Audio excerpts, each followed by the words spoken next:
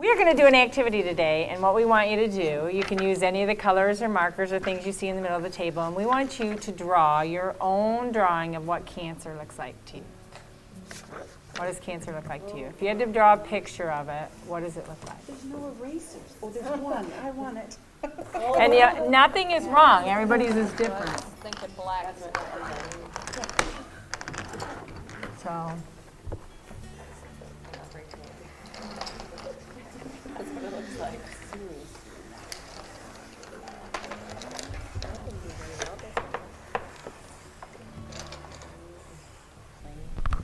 Yeah, kind of explain your picture.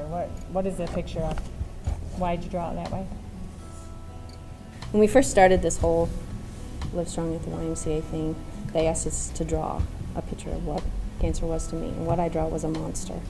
They thought it was a monster, devouring everyone around you. But it's changed. Now I think of it as an obstacle. And I do an obstacle course.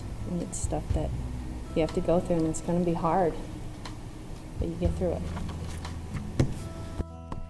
Well, I had a hard time. Mine are tiny, but I see three faces of cancer. I see the cancer that took my dad last May. I see the cancer that came after me and gave me the scare of my life, but I also see the cancer that my medical team and I beat, and he's on the run. Awesome. Very juvenile, I know, but I don't draw. There's blue skies, because every cloudy day there's always a blue sky. If you're in an airplane, it's always blue up there, and it's beautiful. So life overall is good. Cancer is this black cloud that comes along and tries to cut out the sunshine. We get rain, but the green grass and the tree represents, to me, potential. It's living without cancer for a while. The red represents the scare, but the reality is once you get through it, we're here and life is good. And I just drew a very sad face, because that's what it was for me. I mean, when I found out, I cried. First I cried, and then I didn't cry at all for months. And my sister kept telling me that you need to have your moment. Because, you know, to me it wasn't real. It didn't really exist. It wasn't real, you know. And then I did. I cried for like 3 hours nonstop. And when I would sit for hours while they pumped chemo into me the second time around, and I seen all these people sitting around me, I didn't see anything but sadness around me. And to me, cancer is just a very, very sad. It drains every emotion out of you. It just makes you just so tired and just sometimes almost feelingless. You just don't feel anything. But I'm kind of like everybody else. I beat it. It didn't beat me. And that's the best part about it, is that we're all survivors here. Well, I kind of drew a picture of what I thought cancer itself looked like, which is a multiple of cells that will go crazy. And but I also drew, and a few, you know, they always get away. But what I drew also is, with the doctor's help and stuff, we started eliminating them one at a time, until we finally get it beat. I drew a road sign, actually. I didn't know how to draw a roadblock, because that actually represents more for me. It was like, okay, I can't go this way, the way that I was going, or the direction that my life was going in. And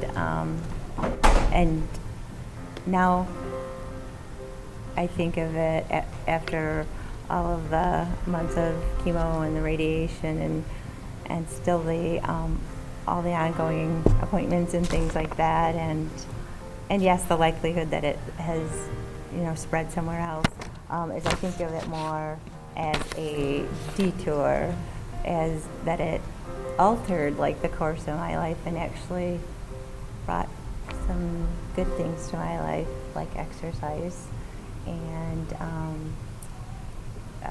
trying to achieve balance between work and home, which I really wasn't doing before. And so as awful as the diagnosis is, there's some good things, you know, that come from it along the way when you take the detour.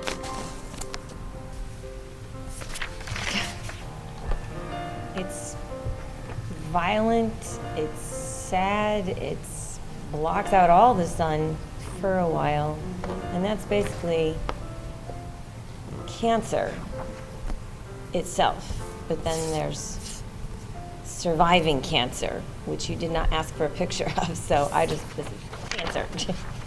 So, but probably the best thing, if there is really an upside to cancer, which I'm still debating, you almost have to reach out. You have to reach out to other people, even if it's just your oncologist. But this is the upside of cancer. Yeah. What I drew as my picture of cancer is, it just comes crashing down on everybody, comes crashing down on the person that had it and the entire family. So I drew a little meteor, and then when I looked at it, it kind of looked like a piece of cheese. Because it's orange, but... So it's just something that comes out of nowhere. I mean, people feel like maybe it wouldn't happen to me, but it just comes out of nowhere and it happens. My view has changed. The first time we did this, I drew something very scary like a monster or something similar to it. Now I'm drawing strength, because when I look around this table and I'm gonna cry. When I look around this table, you ladies, that's what I see. I see strength, amazing strength. And I think it's because the feelers represent how it reaches out in all directions and changes things in all directions.